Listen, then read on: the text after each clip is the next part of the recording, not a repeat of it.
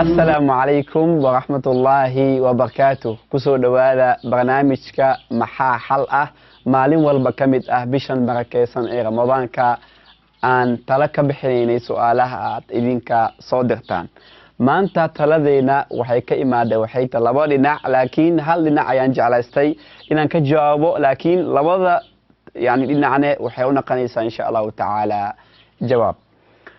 waan ku wareeray shukaansiga buuliya walaalkan gabadhan kan waxay leedahay qof dad badan baa ishukaansanay qof kasto aan ishukaansano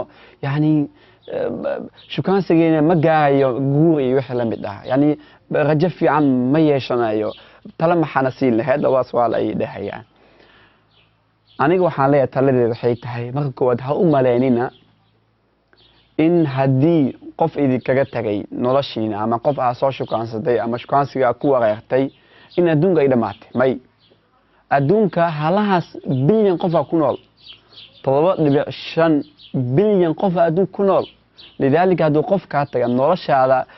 faaruqiyay haka fiirin oo kale dhinaca negative-ka hadduu maanta ku aroosi lahaa ama uu ku noqon lahaa waxay tahay ninkaaga soo kama dhib badnaan lahayn hadda shukaansiga bisa la marayaa lidaalika ha wareerin oo niyada daji waxay ka mid ah talooyinka number 2 talabaad waxay tahay xujooyinka adag ha ka dhigin shaqadaada xujooyinka adag iska ilaali maanta waxaan aragnay anaga badanaa gabdhaha qaarkood ama wiilasha qaarkood xujooyin adag inay leeyihiin gabadh quruxdeeda saas midabkeeda saas jirkeeda saas six baageeda todoba baageeda ama lix baageeda maxaa la jiray waxyaalaha adig ishaad u fiican ani ataa kula talinayna inaad raadsid ana kula talinayaba laakiin xujooyinka adag meherka iyo arooska meesha lagu dhigaa rabaa iyo aniga day aroosayso waa ina hooyadii aabe aad dejisa hotel hebel iyo waxa dhan xujooyin adag aan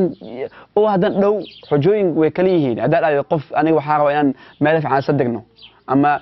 group fiican ay yeeshid qof shaqaystaan aan qadid waa xujooyin oo joogaya waa wax fiican waa xujo lama dhookaas wax nolosha u fiican waa la xujooyin dhow $10 isi oo halaween arooska ku dhacayo ama maxalli jahawi lacagtaas iyo wixii la mid taadan waa xujooyin dhow oo faa'iido aan lahayn taana dhibaato ku keen kartaa xujooyinka adag kuma fiicno qof aad guursanaysan way ku adkeynaysaa culeys aan uusan awoodin dhabarkiisa ama ayada aysan awoodin dhabarkeeda hasaarin taasi waa tada labaad saddexaad waxay tahay ha noqon qof kasta gaari kara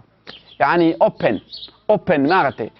hoteelada qaarkood ama guryaasha qaarkood qof kasta iskama galo ilaa qofkii loogu talagalay macna dalika adi ha noqon qof kasta shukaansado qof kasta rabo oo Facebook ka soo gala ama numberkeeda hela ama wadada ku arka ama wixii mid jecel u soo banana qanin gabadha saas oo kale wiilka saas oo kale gabar yahay noqon gabar wiil kasta aragta ama wix la mid ah soo shukaansado taadan waxay keenaysaa niyad xumo keenaysaa sababtoo ah hadii kumanaan nin ay ku shukaansadaan waxa ka dhumay waxay tahay jahwareer ku dhac mid afraad waxay tahay haraadin qof dhameystiran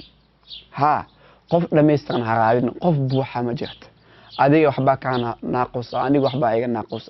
dabeecadahayga ayaa laga yaabaa inay meelaha qaarkood ay ku liidato ama dhaqamadeeda ama waxyaalaha tayadeeda wixii la mid dalika qof dhameystiran ma jiro shukaansi ku dhameystiran ma jiro xitaa markii la isguursado oo guur Ilaahay subhanahu wa ta'ala uu sahlo wanaag sahlo qof ku dhameystiran ma jiro lidaalika taa haraadinin taladeeda afraad waaye shanaad waxay tahay ha ku daahin shukaansiga maalayacniga muhiimadda ha noqoto hadafkaaga maantana hadal iyo sheeko aan dhaqdhaqaaq lahayn ama hadafka aan loo soconin taana ku mashquulin iska ilaali ma fiicno intaas kadib markaa samaysidna qofka aad heshidna duco isaatul istikhara la imaaw asxaabtiisa iyo saaxiibadiisana markasta fiiriyeyihiin sababta waxay ka caawinaysaa waxay tahay qofkan soo dhaqmo iyo meelaha uu tiigsado Ilaahay subhanahu wa ta'ala ku xifdiyo nin wanaagsan ama gabar wanaagsan Ilaahay subhanahu wa ta'ala wadin baydin saaro aamin السلام عليكم ورحمة الله وبركاته